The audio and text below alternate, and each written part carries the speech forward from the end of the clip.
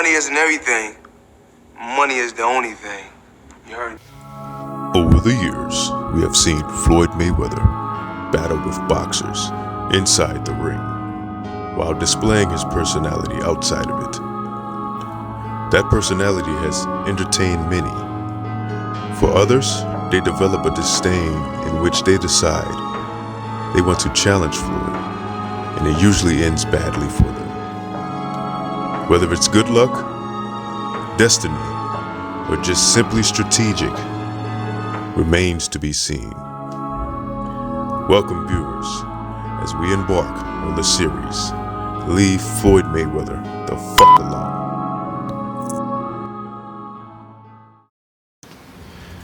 First, we want to say we love all these entertainers, but we want to acknowledge these incidents that has happened in history.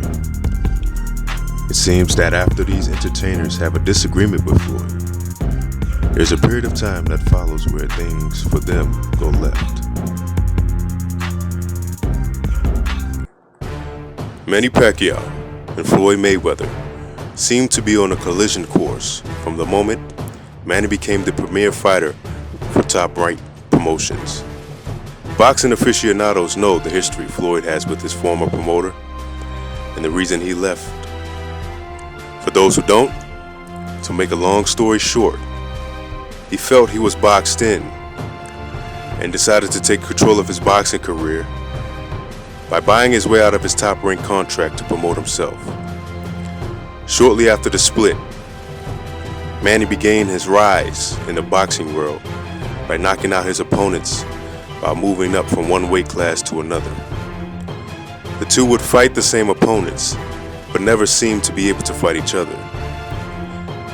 Floyd would retire in 2007, which left the fight out of the picture. Manny, on the other hand, continued his knockout spree with highlight knockout one after the other. Floyd would eventually return to the ring with his comeback fight being against a Manny Pacquiao former opponent in Juan Manuel Marquez, who at the time faced Manny twice. Even though Marquez gave Manny two close fights, Floyd seemed to handle him with ease, even dropping Marquez in the fight. Not bad for a 21-month layoff. Of course, after the fight, the talk began of when Floyd would fight Manny. The two continued to fight different opponents, yet Floyd only faced the heat, as people questioned him about Manny after each fight. So much it seemed to get a bit disrespectful. The former #1 pound-for-pound fighter in the world, Floyd Mayweather. Floyd, welcome back. We've missed you, Floyd. Hey, how you doing? I'm not no former #1 pound-for-pound fighter. I'm just saying I'm the best fighter in the sport of boxing. No one has dethroned me, so how am I not pound-for-pound the best fighter in the world? You tell me.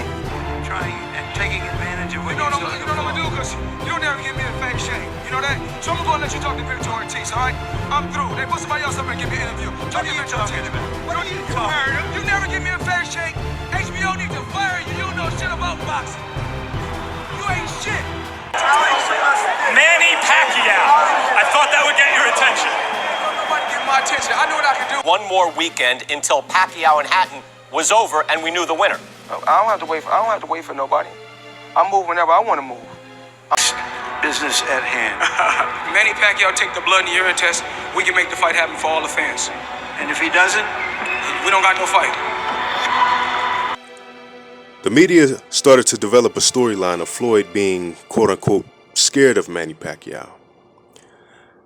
Then began the war of attempts to make the fight happen. Manny's team said one thing. Floyd's team said take the drug test. Manny's team said $40 million wasn't enough.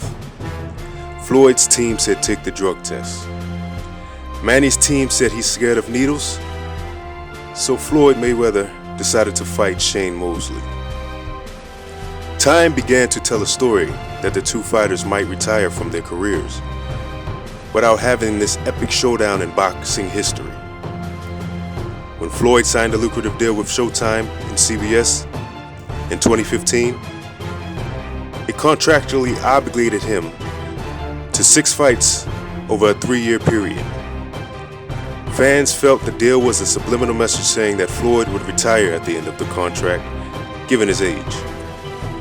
Manny probably felt that message too, so he himself started to troll Floyd.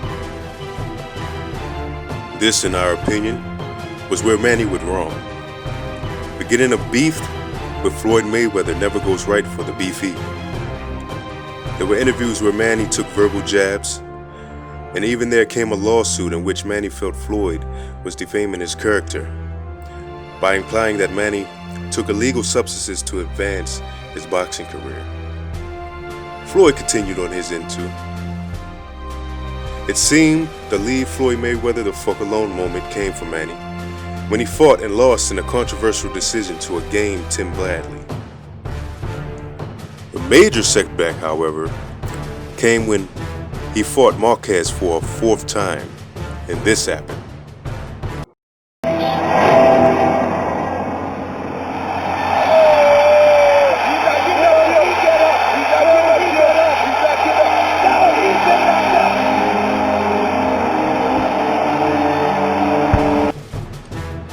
After the knockout, it had a lot of us fans wondering if Manny would come back from something like that. And thankful for us, he did.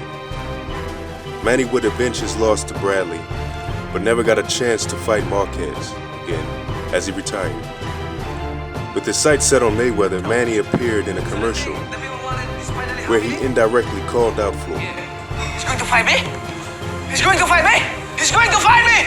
Yes, he's going to fight me! Ooh.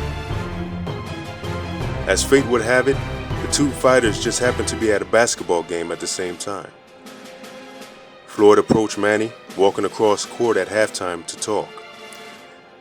This, of course, made global news, as it should, and after some time and deliberation, the mega fight was set. The fight itself had its moments, but overall it was clear. The great big guy beat the great little guy that night. Floyd won an easy decision and finally put to the bed the sports debate of who will win between these two men. Since then, Floyd retired after fighting 4 additional bouts and completing a billion-dollar pugilistic journey. Manny since then has gone on to conquer Father Time, as he still puts on a show in the ring against fighters from newer generations, all while taking up political responsibilities in his native land, the Philippines. Manny has acquired something not many can and has become a global icon, and we wish him and his family the best. Sometimes there's a trials in your life. Sometimes the trials comes into your life that you have to be strong.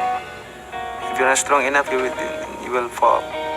Like what I said, we will rise again. Stay tuned for our next episode in the series. Leave Floyd Mayweather the fuck alone.